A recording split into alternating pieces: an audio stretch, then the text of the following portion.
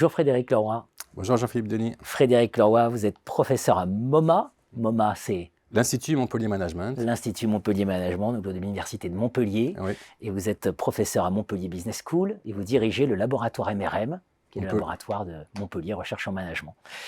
Un thème vous tient beaucoup à cœur, pour ceux qui vous connaissent un peu, c'est la question de la stratégie et de l'enseignement de management stratégique.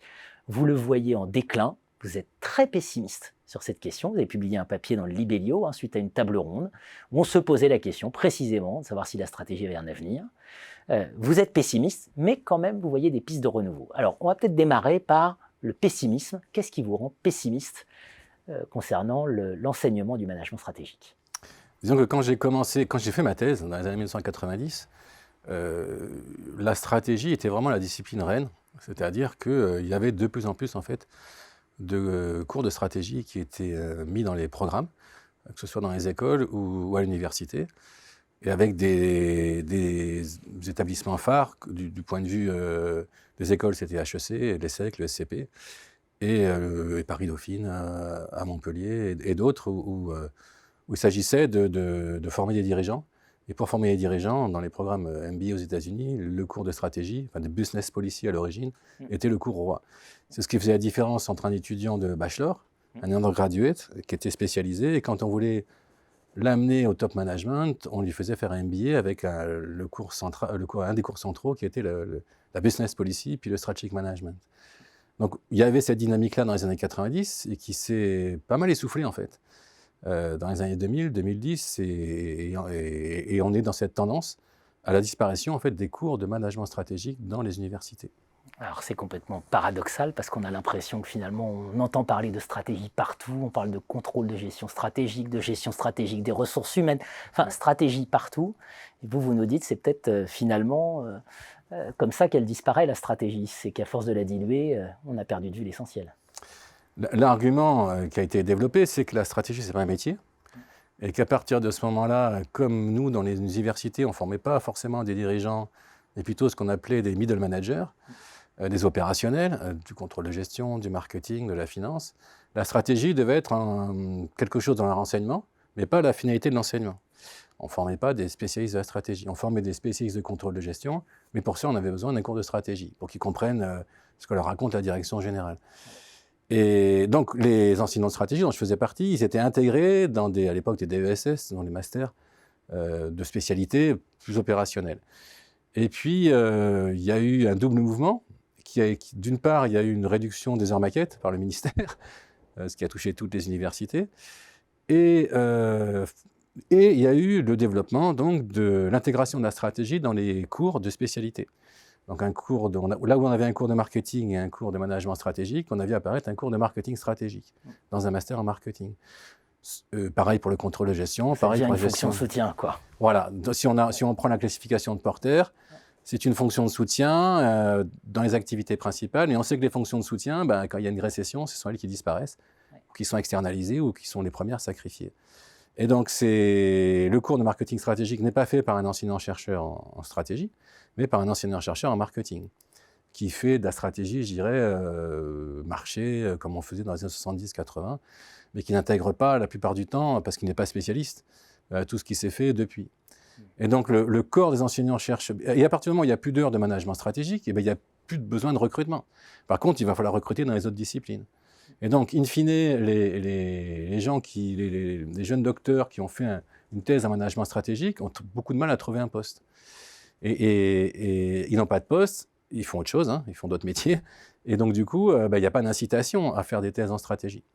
Et petit à petit, ce mouvement ne s'est pas arrêté parce qu'on a vu, par exemple, voir se développer l'entrepreneuriat, avec des masters en entrepreneuriat, et qui ont petit à petit pris à la place des cours de stratégie. On a la même chose sur l'innovation aujourd'hui.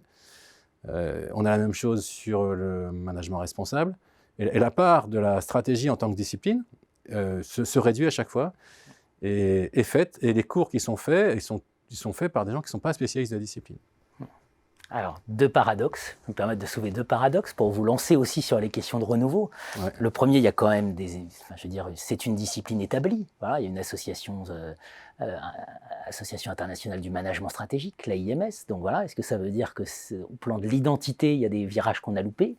Et puis, deuxième paradoxe, c'est qu'on est face à des enjeux qui sont absolument considérables en termes d'innovation, la multiplication des crises, des enjeux de compétitivité. Est-ce que ce n'est pas l'urgence, justement, de remettre le management stratégique au cœur? D'une part, il faut clairement... je pense que ce qui a été dommageable pour la stratégie, c'est d'arriver à des frameworks ou des modèles assez simples et qu'on croit faciles à utiliser. Et à partir de là, on se dit, mais on peut le faire sans connaître le background qu'il y a derrière, sans connaître l'histoire des auteurs, sans connaître dans quel contexte sont nés les modèles, quelles sont les limites qu'ils ont. On a l'impression qu'on peut faire, alors à l'époque, un SWOT, aujourd'hui un business model, sans finalement avoir aucune connaissance sur le champ. Ce qui est complètement faux. Derrière le modèle, derrière le business model, il y a la notion de ressources clés qui renvoie à la théorie de l'avantage concurrentiel par Barnett sur des ressources œuvrines, qui renvoie à ce qui est un débat avec Michael Porter entre les années 80. Une culture générale, en fait. Il y a une culture générale qu'on n'a pas, que beaucoup de gens n'ont plus, en fait, en stratégie, parce qu'ils n'ont pas fait leur thèse dans le domaine. On a une bonne culture du domaine dans lequel on a fait sa thèse. Et à partir de là, on a une simplification, un appauvrissement, alors qu'on aurait besoin, plus que jamais, d'approches stratégiques. Nous, on travaille beaucoup avec des startups à Montpellier. Donc on y reviendra, mais on a monté un master qui s'appelle Stratégie, Innovation, Conseil, parce qu'on s'aperçoit que c'est des très bons techniciens, des très bons ingénieurs, qu'on leur a fait faire un business model d'un côté, un business plan de l'autre, mais qu'il n'y a rien qui est résolu sur le plan stratégique. Donc pour reprendre l'expression de Philippe Baumard, il y a un vrai vide stratégique, et on a besoin de spécialistes pour combler ce vide stratégique. Et il n'y est pas. Ces spécialistes, il n'y a plus de génération de doctorants formés à la stratégie qui occuperaient des postes de stratégie, qui seraient capables d'effectuer cette tâche. Et donc, on a un appauvrissement au moment où on a besoin, dans tous ces ingénieurs qui arrivent avec des proof of concept, mais qui sont très loin d'avoir établi un vrai modèle d'affaires sur des vrais critères d'analyse stratégique, ils se retrouvent presque aussi dépourvus après qu'on leur ait fait un business model vite fait que si on ne l'aurait pas fait. D'accord. Et alors, les facteurs de renouveau, sachant que nous restons en France, et donc la stratégie n'est pas née en France quand vous évoquez la business policy, et qu'on a l'impression qu'il y a des résistances typiquement françaises aussi. Typiquement, la haute administration, la stratégie d'entreprise, c'est pas son fort. Donc, comme plus généralement, les questions de management d'ailleurs. Alors, les facteurs de renouveau. Alors, juste quand même sur cette histoire de business policy, les cours de business policy à Harvard, c'est 1912. C'est au moment de la création de la Harvard Business School. Donc, une business school, ça va avec un cours de business policy depuis qu'il existe des business schools. C'est dans l'ADN. C'est dans l'ADN. Et parce que, donc, on va retrouver quand même ça. Par exemple, à HEC, ils ont conservé la stratégie parce qu'ils veulent former des dirigeants. Donc, il y a cet aspect-là. Mais après, la stratégie, ce n'est pas simplement pour former des dirigeants. Ça peut être pour former, ce que je vous disais tout à l'heure, des gens qui vont accompagner à la création d'entreprise. Ça va être des gens qui vont accompagner l'accélération d'entreprise. C'est des thèmes aujourd'hui. Ça va être des gens qui vont accompagner des stratégies de collaboration, stratégies d'open innovation. Il y a une association qui s'appelle l'Association des allianceurs stratégiques professionnels, l'ASAP, et c'est des gens qui font comme ça de la stratégie. Donc il y a quand même il y a du conseil en stratégie qui existe encore. Donc il y a tout un tas de métiers qui sont basés sur la stratégie, non pas comme activité de soutien, mais comme activité principale. Et à mon avis, c'est par là que ça passe le renouveau. C'est-à-dire que c'est peut-être aux derniers des Mohicans, mais je ne sais pas si on va les appeler comme ça, mais aux gens qui sont, aux collègues qui sont en poste dans les universités. Dans les écoles aussi. Et dans les écoles. Mais ils ont peut-être moins de flexibilité dans les écoles pour créer des programmes. Mais nous, on a cette possibilité-là de créer des programmes, de remettre de la stratégie au cœur de leur programme et de faire de l'enseignement de la stratégie vraiment la core competencies de ce qu'ils font. Et il y a des métiers derrière. Ce n'est pas vrai que former la stratégie, c'est uniquement pour former les dirigeants du CAC 40. Il y a tout un tas notamment en formation continue, de dirigeants de PME qui ont besoin de formation à stratégie. Nous, on a monté des programmes à Montpellier pour eux, des programmes de croissance, d'accélération. Ceux qui veulent, c'est 60%, 70% des réflexions sur la stratégie. Alors, peut-être pas du SWOT, mais des choses pointues comme stratégie de fusion-acquisition, des choses pointues comme stratégie d'innovation collaborative. Vous voyez, des choses quand même qui sont pas des cours de base, où il y a besoin des spécialistes en recherche pour arriver à un bon niveau d'enseignement. Et à partir de là, il faut retrouver, en fait, moi je pense, certaines créativités dans l'offre en stratégie. C'est à nous de recréer une offre originale, sachant que certains diplômes vont trouver peut-être leur débouché, d'autres non.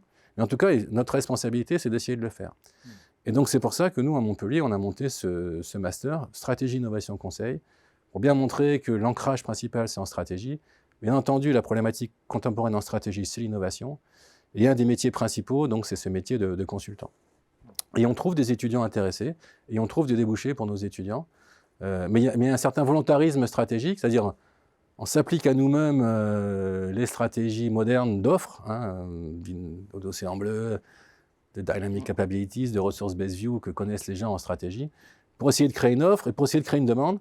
Et jusqu'à présent, ça marche. Et donc, c'est vrai que moi, c'est un message que je porte. Alors, je suis très content que vous me donniez l'occasion de le porter ici. Il n'y a pas de raison qu'on soit juste des activités de soutien d'autres programmes. Mais on a vocation à être le centre d'enseignement. Et plus que jamais, je pense qu'on en a besoin. Plaidoyer pour une politique de l'offre en management stratégique. Et il serait bon qu'au plus haut niveau, les institutions en prennent conscience. Oui, mais parce que nos élites ne viennent pas de nos formations. Merci Frédéric. Avec plaisir. Merci de m'avoir donné l'occasion de parler d'un sujet qui me tient à cœur. Merci.